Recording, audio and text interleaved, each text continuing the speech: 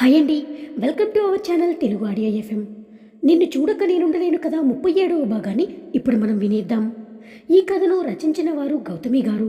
ఇక మనం కథలోకి వెళ్తే, మధు పెళ్లి కొడుకుని చూడు, ఎందుకంత సిగ్గుపడుతున్నావని అంటుంది వైదేహి. మధు చాలా టెన్షన్ పడిపోతూ ఉంటుంది. సూర్య సార్ని గాని కట్టేశారా ఏంటి అని భయపడుతూ. అది సూర్య సార్ అయితే అన్న ఆలోచన రాగానే ఒళ్ళంతా చెమటలు పట్టేశాయి మధుకి. భయపడి మధు అక్కడి నుండి పరిగెత్తుకుంటూ బయటికి వెళ్తుంది. మధు ఎక్కడికే అని అంటూ వైదేహి పిలుస్తూ ఉన్నా సరే వినిపించుకోకుండా ఏడుస్తూ బయటకు వెళ్తుంది మధు. సూర్య చేతులు కట్టేసి ఉండడంతో చూసి మధు ఒక్కసారిగా స్టన్ అయిపోతూ ఆ దృశ్యం చూసి ద్రవించిపోతుంది. ఎవడ్రా నువ్వు, మా ఇంటికి ఎందుకు వచ్చావు అని చెప్పి అక్కడ ఉన్న వాళ్ళందరూ అడుగుతూ ఉంటారు సూర్యాని. ఇండియాలోనే టాప్ మోస్ట్ బిజినెస్ మ్యాన్ అయిన సూర్యవర్ధన్ అలా నలుగురి ముందు తలదించుకుని ఉండడం నచ్చలేదు మధుకి. మనసంతా ఏదోలాగా బాధతో నిండిపోతుంది మధుకి. సూర్య ఏమీ మాట్లాడకుండా మౌనంగా ఉంటాడు. ఒక పక్క మధు రిజెక్ట్ చేసిందనే బాధ, మధు కోసం వచ్చానని చెప్తే మధు గురించి తప్పుగా అనుకుంటారని ఏమీ మాట్లాడాడు సూర్య.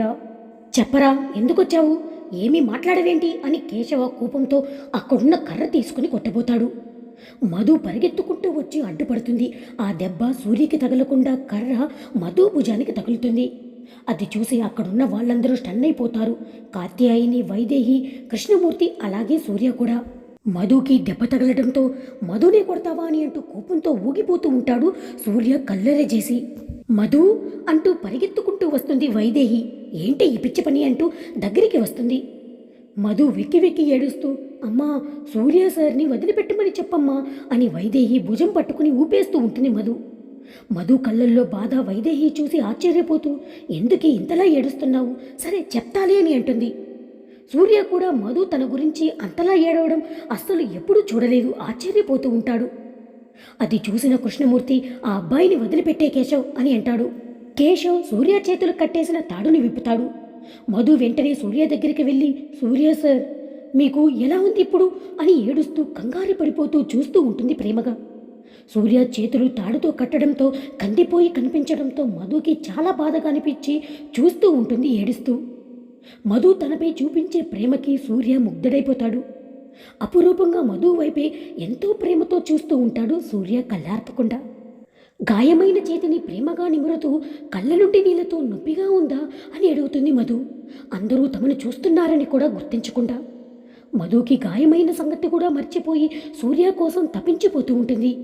సూర్యాన్ని నిర్బంధించారన్న కోపంతో మధు కోపం కంట్రోల్ చేసుకోలేక కేశవ్ చెంప మీద గట్టిగా కొడుతుంది. అసలు నీకు బుద్ధుందా, ఆయనెవరో తెలియకుండా ఆయన్ని ఎందుకలా కట్టేశావు అని ఏడుస్తూ తిడుతూ ఉంటుంది. అక్కడ ఉన్న వాళ్ళందరూ స్టన్ అయిపోతూ అలాగే చూస్తూ ఉంటారు నోరెళ్ళబెట్టి. మధు ఏం చేస్తున్నావే నువ్వు అని అంటూ కోపడుతూ ఉంటుంది వైదేహి. మధు చాలా బాధపడుతుందని అర్థమవుతుంది వైదేహికి. ఏమీ మాట్లాడడం లేదు. అమ్మా, ఈయన మా బాసు సూర్యవర్ధన్ గారు. మనం కష్టాల్లో ఉంటే అన్నయ్యని జైలు నుంచి విడిపించిన వ్యక్తి, అలాగే నా ప్రాణాలు కూడా కాపాడిన వ్యక్తి. అలాంటిది ఆయనకింత అవమానం చేస్తారా అని ఏడుస్తూ ఉంటుంది. కింద పడిపోయి గట్టిగా రోధిస్తూ ఉంటుంది మధు. బుజ్జి ఏడవద్దురా అని అంటూ ప్రేమగా వైదేహి అంటూ ఉంటుంది మధుతో. మధు ఏడుస్తూ ఉంటే సూర్య మనసంతా బాధతో నిండిపోయి మధు ఏడవద్దు అని అంటూ ప్రేమగా మధు దగ్గరికి వస్తాడు. అయ్యో మధు, నాకేం కాలేదు, అసలు నన్ను కొట్టలేదు, వాళ్ళు జస్ట్ చేతులు కట్టేశారు అంతే అని అంటాడు సూర్య. నిజమేనా అని కళ్ళు తుడుచుకుంటూ అడుగుతూ ఉంటుంది అమాయకంగా మధు సూర్యని చూస్తూ. ఆయనకేమీ కాలేదని అంటున్నారు కదా బుజ్జి, చూడు అందరూ మనవైపే చూస్తున్నారు అని అంటుంది వైదేహి. అవును మధు, నాకేమీ కాలేదు, ముందు పైకిలే అని లేపుతాడు సూర్య నెమ్మదిగా. భుజం మీద చెయ్యి వేయగానే నొప్పిగా ఉంటుంది మధుకి. మధు నొప్పి అని అనగానే సూర్యకి చివుక్కుమంటుంది. అయ్యో మధు, గాయం నొప్పిగా ఉందా అని అడుగుతాడు కంగారు పడుతూ. సూర్య కూడా కళ్ళల్లో నీళ్లు తిరుగుతాయి. అక్కడున్న అందరూ ఉండడంతో ఇక క్లోజ్గా మధుతో మాట్లాడితే బాగోదని ఆగిపోతాడు సూర్య. నాకేమీ దెబ్బ తగలలేదు అని అంటుంది మధు. కాత్యాయిని పరిగెత్తుకుంటూ వెళ్ళి వంటగదిలో నుండి వెన్న తీసుకుని వస్తుంది. మధుకి గాయమైన ప్లేసులో కాత్యాయిని వెన్న రాస్తూ ఉంటుంది. అక్క, వెన్న నాకివ్వు అని చెప్పి తన దగ్గర నుండి లాక్కొని వెన్న తీసుకుని చేతికి గాయమైన సూర్యకి కూడా రాస్తూ ఉంటుంది మధు ప్రేమగా. మధు సూర్య పైన చూపించే ప్రేమకి కాత్యాయనికి చాలా సంతోషపడిపోతూ ఉంటుంది. ఇంత ప్రేమ మనసులో పెట్టుకుని ప్రేమ లేదంటావా అని అనుకుంటుంది మనసులో. మధు కళ్ళల్లో సూర్య మీద ప్రేమ కనిపిస్తూ ఉంటుంది వైదేహికి. అసలు ఏమీ అర్థం కావడం లేదు. అలాగే సూర్య మధు పైన చూపించే ఆప్యాయత గమనిస్తూనే ఉంటుంది వైదేహి. మధు అంతలా బాధపడడం ఎప్పుడూ చూడని వైదేహి అసలు ఏంటి మధు ఎందుకు ఇలా బిహేవ్ చేస్తుంది అనే ఆలోచనలోనే ఉంటుందామే. అప్పుడే కృష్ణమూర్తి మధు దగ్గరికి వచ్చి, మన మనుషులు తెలియకుండా చేశారు, నువ్వేం బాధపడద్దు, మీ సార్కి ఏమీ కాలేదులే అని అన్నాడు. పెద్దనాన్న, ఆయన చాలా మంచివారు, నన్ను చూద్దామని వచ్చారు అంతే, మీరందరూ తప్పుగా అర్థం చేసుకుని ఆయన్ని చెట్టుకు కట్టేశారు అని అంటుంది ఏడుస్తూ మధు. సారీ బాబు, నువ్వెవరో తెలియక మా వాళ్ళు తొందరపడ్డారు, ఏమీ అనుకోవద్దు అని అంటాడు కృష్ణమూర్తి. మీరైనా చెప్పాల్సింది అని అంటారు. మీరే నన్ను క్షమించాలి, పెళ్లి జరగబోతున్న ఇంట్లో చెప్పా పెట్టకుండా రావడం నా తప్పే. నాకు తెలియదండి ఇక్కడ పెళ్లి జరుగుతుందని, కేవలం నేను మధుతో మాట్లాడడానికే వచ్చాను అని అంటాడు సూర్య. మధు గురించి వచ్చానని చెప్తే పద్ధతిగా ఉండదని మౌనంగా ఉన్నానండి అని అంటాడు సూర్య. సూర్య సంస్కారం చూసి ముచ్చటగా అనిపిస్తుంది వైదేహికి. సరే, మీరు ఎలాగో వచ్చారు కదా, రేపు మధు పెళ్లి చూసుకుని అన్ని పనులు పూర్తయిన తర్వాత వెళ్ళండి అని అంటాడు కృష్ణమూర్తి. సరేనంటాడు సూర్య కూడా. బాబుని లోపలికి తీసుకెళ్లరా కేశవ్ అని అంటాడు కృష్ణమూర్తి. సరే అయ్యా అని లోపలికి తీసుకెళ్తాడు. మధు, నువ్వు కూడా లోపలికి వెళ్ళు అని అంటాడు. సరే పెదనాన్న అని మధు రూంలోకి వెళ్ళిపోతుంది. వాళ్ళిద్దరూ ప్రవర్తన చూసి కృష్ణమూర్తికి అనుమానం వస్తుంది. వైదేహి, పెళ్ళికొడికి వాళ్ళు ఎవరూ బయటికి రాలేదు కాబట్టి సరిపోయింది, ఇదంతా చూసుంటే తప్పుగా అనుకునేవాళ్ళు. నువ్వు వెళ్ళి మధుకి సర్ది చెప్పి పెళ్ళికొడుకుని చూడమని చెప్పు అని అంటాడు కృష్ణమూర్తి. సరే బావగారు అని అంటుంది వైదేహి కూడా. ఇక సూర్యాని వేరే రూంలోకి తీసుకెళ్ళి ఇక్కడే ఉండండి బాబు అని అంటాడు కేశవ్. మీరు నన్ను క్షమించాలి అని అంటాడు కేశవ్. మీరెవరో తెలియక మిమ్మల్ని చెట్టుకు కట్టేశాను అని అన్నాడు. పర్లేదులే అని అంటాడు సూర్య. మధు నాకు దెబ్బ తగులుతుందేమో అని కంగారు పడిపోయింది. భయపడి ఎందుకలా ఏడ్చేసింది, నేనంటే ప్రేమ లేదని అంటుంది అని ఆలోచిస్తూ ఉంటాడు సూర్య. నా మీద ప్రేమ ఉన్నా నా దగ్గర నటిస్తూ ఉంది. మధుకి నేనంటే ప్రాణం, నాకు అర్థమవుతూ ఉంది మధు. నాకు చిన్న గాయమైతేనే తట్టుకోలేదు, మరి పెళ్ళికి ఎలా సిద్ధమైపోతుంది అని బాధపడుతూ ఉంటాడు సూర్య. మధు మనసులో నా మీద కొండంతా ప్రేమ పెట్టుకుని ఏమీ లేదని అనుకుంటూ ఉంది. పిచ్చిది, తెలుసుకోలేకపోతూ ఉంది. ఇప్పుడు కానీ పెళ్లి కానీ చేసుకుందంటే జీవితాంతం మధు బాధపడాల్సి ఉంటుంది. ఎలా అయినా సరే పెళ్లి ఆపాల్సిందే అని అనుకుంటాడు సూర్య. మధు, నువ్వు చెప్పిన వెంటనే నేనేమీ నిన్ను వదిలి వెళ్ళిపోలేదు. కావాలని మీ వాళ్ళ దగ్గరికి నేను దొరికిపోయాను. అలా చేయడం వల్ల నాకు తెలిసింది నువ్వు నన్ను ఎంతలా ప్రేమిస్తున్నావో ఇంకా నిన్ను విడిచిపెట్టేదే లేదు. ఎట్టి పరిస్థితుల్లోనూ నిన్ను వదిలిపెట్టి ఎక్కడికి వెళ్ళను మధు. నిన్ను ఈజీగా వదిలేసుకుంటాననుకుంటున్నావా? మధు దగ్గరికి వెళ్ళి మాట్లాడి తేల్చుకోవాల్సిందే అని అనుకుంటాడు సూర్య. మధు తన రూమ్లో బెడ్ మీద పడుకుని ఏడుస్తూ ఉంటుంది. వైదేహి కోపంగా మధు దగ్గరికి వస్తుంది. మధు, నువ్వు చేసిందేంటి, ఏమీ బాగోలేది అని అంటుంది కోపంగా వైదేహి. అమ్మా, నన్ను క్షమించు, సూర్యసారికి ఏమవుతుందోనన్న భయంలో అలా చేశాను అని అంటుంది మధు. అక్కడ మన చుట్టాలందరూ ఉన్నారు, ఏమనుకుంటారు? నువ్వు కంట్రోల్ చేసుకోవాలి కదా మధు. అయినా ఆయన మీద ఎందుకే అంత ఎఫెక్షన్ చూపించావు అని అడుగుతుంది డౌట్గా వైదేహి. అంటే అమ్మా, నాకు చాలాసార్లు హెల్ప్ చేశారు కదా, కృతజ్ఞతతో కొంచెం భయపడి బాధపడ్డానమ్మా అంతే అని అంటుంది మధు. మధు ఏడ్చి ఏడ్చి మొహమంతా చూడు ఎలా అయిపోయిందో. ఇప్పుడు పెళ్లి కొడుకు దగ్గరికి ఎలా వెళ్తావు? వాళ్ళందరూ నీకోసం ఎదురు చూస్తూ ఉన్నారు అని అంటుంది వైదేహి. ఇప్పుడు మధు, పెదనాన్న మన మీద ఎంతో గౌరవంతో ఈ పెళ్లి నిశ్చయించారు. ఈ పెళ్లి కానీ ఆగితే మన పరువు పోతుంది, అర్థమవుతుందా మధు? ఎట్టి పరిస్థితుల్లోనూ మన పరువు తీసే పని చేయవని నాకు తెలుసు అని అంటుంది వైదేహి. అమ్మా, నీకు మాటిచ్చిన ప్రకారం నేను పెళ్లి చేసుకుంటాను, ఎట్టి పరిస్థితుల్లోనూ పెళ్లి ఆగదు, నన్ను నమ్ము అని అంటుంది బాధపడుతూ మధు. నేను ఫేస్ వాష్ చేసుకుని కొంచెం రెడీ అయ్యి పెళ్లి కొడుకు దగ్గరికి వెళ్తానమ్మా అని అంటుంది మధు. మధు మాటల్లో వైదేహికి నమ్మకం కలుగుతున్నా కూడా సూర్య మీద మధు చూపించిన ప్రేమ అర్థమవుతుంది వైదేహికి. మధు సూర్యుని ప్రేమిస్తుందేమోనన్న అనుమానం కలుగుతుంది వైదేహికి. మధు కళ్ళు తుడుచుకొని ముఖం కడుక్కొని రెడీ అయ్యి పెళ్ళికొడుకు దగ్గరికి వెళ్తుంది. ఇంట్లో చుట్టాలందరూ హాల్లో కూర్చొని కబుర్లు చెప్పుకుంటూ ఉంటారు. మధుని తీసుకొచ్చి వినయ్ పక్కన కూర్చోబెట్టి అందరూ చూడముచ్చటగా ఉన్నారని పొగుడుతూ ఉంటారు. మధుకి చాలా ఇబ్బందిగా ఉంటుంది. వినయ్ వైపు ఒక్కసారి కూడా చూడదు. ఏంటక్క, ఏమీ మాట్లాడలేదు, చక్కగా బావగారితో మాట్లాడొచ్చు కదా అని అంటూ పక్కన ఉన్న చెల్లెళ్ళందరూ ఏడిపిస్తూ ఉంటారు మధుని.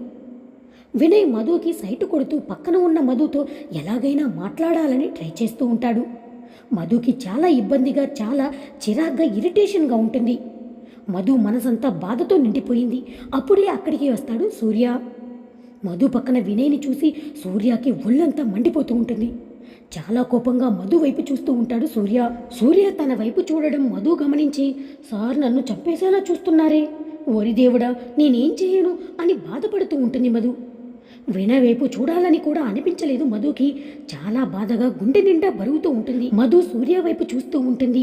అలా ఇద్దరి కళ్ళు కలుస్తాయి. మధు కళ్ళ నిండా నీళ్లతో అలాగే సూర్య వైపు చూస్తూ ఉంటుంది. చెప్పుకోలేని బాధతో బాధపడిపోతూ ఉంటుంది. దేవుడా ఎందుకు నాకు ఈ బాధ, ఇంత నరకం నేను అనుభవించాలా అనుకుంటూ ఉంటుంది మనసులో మధు. ఎందుకు మధు అంత బాధపడుతూ నరకం అనుభవిస్తూ అక్కడ కూర్చోవడం, పెళ్లి చేసుకోవడం, నా దగ్గరకు వచ్చేయచ్చు కదా అని అనుకుంటూ ఉంటాడు సూర్య మనసులో. అబ్బాయి పక్కన కూర్చోవడమే నీకు ఇబ్బందిగా ఉంది, అలాంటిది పెళ్లి చేసుకుని ఎలా ఉంటావు మధు అని అనుకుంటూ ఉంటాడు మనసులో సూర్య. నువ్వేం బాధపడద్దు మధు, నిన్ను తీసుకుని వెళ్ళిపోతాను కదా నేను రేపు. ఈరోజు ఒక్కరోజే నీకు ఈ బాధ అని అనుకుంటాడు సూర్య. వినయ్ మాత్రం మధు పక్క అంటూ జరుగుతూ ఉంటాడు ఎలా అయినా టచ్ చేయాలని. మధు ఏమైనా మాట్లాడొచ్చు కదా, చాలా అందంగా ఉన్నావు నువ్వు తెలుసా అని సిగ్గుపడుతూ మధు వైపే చూస్తూ ఉంటాడు వినయ్. సిగ్గుపడుతున్నావా, ఈరోజు మన పెళ్ళైపోతే ఎంత బాగుంది కదా అని అంటాడు వినయ్ కొంటిగా. ఆ మాటలకి మధుకి ఇరిటేషన్గా అసలు వినబుద్ధి కావడం లేదు. అక్కడి నుంచి లేచి వెళ్ళిపోవాలనిపిస్తుంది మధుకి. నేను లోపలికి వెళ్ళిపోతానండి అని అంటుంది మధు చిన్నగా మాట్లాడుతూ. మధునే గమనిస్తూ ఉంటుంది కాత్యాయిని. మధు చాలా ఇబ్బందిగా అక్కడ కూర్చోవడం, సూర్య వైపు బాధగా చూడడం. అయ్యో అప్పుడే వెళ్ళిపోతావా మధు, కొంచెం సేపు ఉండొచ్చు కదా అని తన చెయ్యి పట్టుకోబోతాడు. వినయ్ చెయ్యి మధు మీద పడుతుందనే సమయానికి మధు అక్కడి నుంచి దూరం జరుగుతుంది. ఇంకా భరించడం మధు వల్ల కావడం లేదు. అంతే, లేచి వెళ్ళిపోదామనుకుంటుంటే చెయ్యి పట్టుకుంటాడు వినయ్. చాలా కంపరంగా అనిపిస్తుంది మధుకి. చెయ్యి విదిలించుకుని ఏడ్చుకుంటూ అక్కడి నుంచి వెళ్ళిపోతుంది మధు. మధు వెనకాలే కాత్యాయిని కూడా వెళ్తుంది. అక్కడ ఉన్న వాళ్ళందరూ సిగ్గుతో వెళ్ళిపోయిందనుకుంటూ ఉంటారు వినయ్తో సహా. అది చూసిన సూర్యకి కోపం నశానం కంటింది. సూర్య కూడా అక్కడి నుండి వెళ్ళిపోతాడు. అక్కడ ఉన్న పెద్దవాళ్ళందరూ, ఏంటి పెళ్ళికొడుక అంత ఆగలేకపోతున్నావా, రేపటి వరకు ఆగు అని అంటారు అక్కడున్న వాళ్ళందరూ జోకులేస్తూ. వినయ్ నవ్వుతూ ఉంటాడు దానికి. మధు తన రూమ్లోకి వెళ్ళి ఏడ్చుకుంటూ ముట్టుకున్న చేయిని సూప్తో కడుక్కుంటూ ఉంటుంది. మధు చేతిని కడుక్కోవడం సూర్య కూడా గమనిస్తాడు. కోపం వచ్చి అక్కడి నుంచి తన రూమ్లోకి వెళ్ళిపోతాడు సూర్య. అప్పుడే కాత్యాయిని లోపలికి వచ్చి, ఏం చేస్తున్నావు మధు అని అడుగుతుంది. ఏం లేదక్కా అంటూ కళ్ళు తుడుచుకుంటూ తడబడుతూ ఉంటుంది మధు. నువ్వు ఎంత బాధని దాచేద్దామనుకున్నా నీ కళ్ళల్లో తెలిసిపోతుంది, నటించకే అని అంటుంది కాత్యాయిని. అక్క అని అంటూ పరిగెత్తుకుంటూ వెళ్ళి కాత్యాయిని హక్ చేసుకుంటుంది మధు. ఏడుస్తూ ఉంటుంది. అసలు ఏంటి నీ బాధ, ఎందుకు ఏడుస్తున్నావు, అసలు నీ మనసులో ఏముందో చెప్పు అని అడుగుతుంది కాత్యాయిని. వినయ్ని చేపట్టుకున్నాడని తెగ చేతులు కడిగేసుకుంటున్నావు. వాడిని పెళ్లి చేసుకోవడం నీకు 1% కూడా ఇష్టం లేదు కదూ. అసలు వాడి ఫేస్ చూసావే, నువ్వు ఒక్కసారి కూడా వాడి వైపు చూడడం నేను చూడలేదు అని అంటుంది కాత్యాయిని. అదేం లేదక్క, కొంచెం సిగ్గంతే అని అంటుంది మధు. ఓవర్ యాక్షన్ చేయకే, అంతా నేను గమనిస్తూనే ఉన్నాను. నా దగ్గర కూడా అబద్ధం చెప్పడానికి ట్రై చేయకు. నీకు సూర్య అంటే ఇష్టం కదా, ఎందుకు నీ మనసులో ఉన్న ప్రేమను చంపేసుకుంటున్నావు అని అంటుంది కొంచెం కోపంగా. అయ్యో అక్క, నువ్వు తప్పుగా అనుకుంటున్నావు. నాకు సూర్య సార్ అంటే ప్రేమ లేదు, ఆయన మీద చాలా అభిమానం, గౌరవం అక్క. ఆయన మీద నేను చూపించిన ఎఫెక్షన్ని మీరందరూ తప్పుగా అనుకుంటున్నారు అని అంటుంది మధు బాధపడుతూ. మధు, నువ్వు తెలియకుండానే సూర్య సార్ని ఇష్టపడుతున్నావు మధు, నీకు తెలియడం లేదు అని అంది. చూడు, వినయ్ నిన్ను ముట్టుకుంటేనే నీకు చాలా కంపరంగా చిరాకు పడుతున్నావు. అదే సూర్య సార్ పక్కనుంటే నువ్వు హ్యాపీగా ఫీల్ అవుతున్నావు. ఆయనకి చిన్న గాయం అయితేనే నీ మనసు ఎంత విలవిలలాడిపోయిందో నేను చూశాను మధు, నీ కళ్ళల్లో ఆయన మీద ప్రేమని. ప్లీజ్ అక్క, దయచేసి సూర్య సార్ గురించి నాకేం చెప్పొద్దు. నాకు ఆయన మీద ఉన్న అభిమానం మాత్రమే. రేపు నేను పెళ్లి చేసుకోవాల్సిందే. ఇప్పుడు నువ్వు నన్ను ఒప్పించడానికి ట్రై చేయొద్దు అని అంటుంది మధు. చాలా మొండిగా బిహేవ్ చేస్తున్నావు మధు, తప్పు చేస్తున్నావు తెలుసా. ఇష్టం లేకుండా పెళ్లి చేసుకుంటే లైఫ్ లాంగ్ నరకం అనుభవించాలి, అర్థమవుతుందా నీకు? అందుకు ఎగ్జాంపుల్ నేనే అని అంటుంది కాత్యాయిని. అమ్మా నాన్నలు చెప్పారు కదా అని ఒక అబ్బాయిని పెళ్లి చేసుకున్నాను నేను. సంవత్సరం కూడా నాతో కలిసి లేడు, తను ఎవరినో ప్రేమించాడు అట అంటే ఆ అమ్మాయిని తలుచుకుంటూ నన్ను దూరం పెట్టేశాడు, నన్ను వదిలి ఇంట్లో నుండి వెళ్ళిపోయాడు, ఎక్కడికి వెళ్ళిపోయాడో కూడా తెలియదు అని అంటుంది బాధపడుతూ కాత్యాయిని. కళ్ళు మూసుకుని బతికేయడం చాలా కష్టం మధు. ఏదో అనుకుంటున్నావు అంతే, జస్ట్ ముట్టుకుంటేనే నీకు చిరాగ్గా ఉంది. అదే పెళ్లి జరిగితే ప్రతిరోజు నీ తను అప్పగించాలి నువ్వు అని అంటుంది కాత్యాయిని. రోజు నీ గుండెల్లో ముళ్ళులు గుచ్చుకుంటూ ఉంటుంది. ఆ మాటలు వింటుంటే మధుకి గుండె పగిలిపోతూ ఉంటుంది. నాతో చెప్పిందే పిన్ని, నేను ఎవరైనా ముట్టుకున్నా నీకు చాలా కోపం చిరాకంట కదా, అలాంటిది ఎలా ఉంటావి? నీకు అర్థమవుతుందా నా మాట? విను, సూర్య సార్ అంటే నీకు ఇష్టం. సూర్య నిన్ను ముట్టుకున్నా నీకు ప్రాబ్లం అనిపించదు కదా, నిజం చెప్పు అని అంటుంది కాత్యాయిని. అప్పుడు మధు గుర్తు చేసుకుంటూ ఉంటుంది. సూర్య తనని హక్ చేసుకోవడం, దగ్గరికి తీసుకోవడం అన్నీ ఆలోచించుకుంటూ ఉంటుంది. అప్పుడు మధు చాలా కంఫర్టబుల్గా ఫీల్ అవుతుంది. మధుకి గుర్తొచ్చింది, అక్క చెప్తుంది కూడా నిజమే కదా అని అనుకుంటూ ఉంటుంది మనసులో. ఇష్టం లేని పెళ్లి చేసుకుని నరకం అనుభవించొద్దు మధు. ఈరోజు ఇంట్లో వాళ్ళు బాధపడొచ్చు, రేపన్న రోజున మీరు సంతోషంగా ఉంటే వాళ్ళు సంతోషిస్తారు అని అంటుంది కాత్యాయిని. ఇప్పుడు నన్ను చూసి నాన్న ప్రతిరోజు బాధపడుతుంటాడు అని అంటుంది కన్నీళ్లు పెట్టుకుంటూ కాత్యాయిని. అక్క, నువ్వు అనుకున్నట్టు పరిస్థితి కాదక్కా నాది. అమ్మకి మాటిచ్చాను, అమ్మకి ఇష్టం లేకుండా నేను ఎవరినీ పెళ్లి చేసుకోలేను అని అంటుంది బాధపడుతూ మధు. అమ్మ ఇష్టమే నా ఇష్టం, ఇంకొకసారి నా దగ్గర డిస్కస్ చేయొద్దక్కా, నా జీవితాన్ని వదిలేసుకున్నాను అని అంటుంది మధు బాధపడుతూ. నిన్ను నేను మార్చలేని మొండిగటానివే నువ్వు అని అక్కడి నుంచి కోపంగా వెళ్ళిపోతుంది కాత్యాయిని. వాళ్ళు మాట్లాడిన మాటలన్నీ వింటూ ఉంటుంది వైదేహి. మధు ఎంత బాధపడుతుందా, పెళ్లి చేసుకోవడం మధుకి అస్సలు ఇష్టం లేదు అని అర్థమవుతుంది. మనసులో ఎంత బాధని పెట్టుకుని నా కోసం పెళ్లి చేసుకోవడానికి రెడీ అయిపోయింది నా బంగారు తల్లి బుజ్జి. నా బుజ్జి తల్లి అస్సలు బాధపడకూడదు, ఈ పెళ్లి మధుకి ఇష్టం లేకుండా జరపడానికి వీల్లేదు అని అనుకుంటుంది వైదేహి. బావగారితో మాట్లాడి పెళ్లి ఆపేయాలని అనుకుంటుంది వైదేహి. తర్వాత ఏం జరుగుతుందో మనం నెక్స్ట్ పార్ట్లో తెలుసుకుందాం.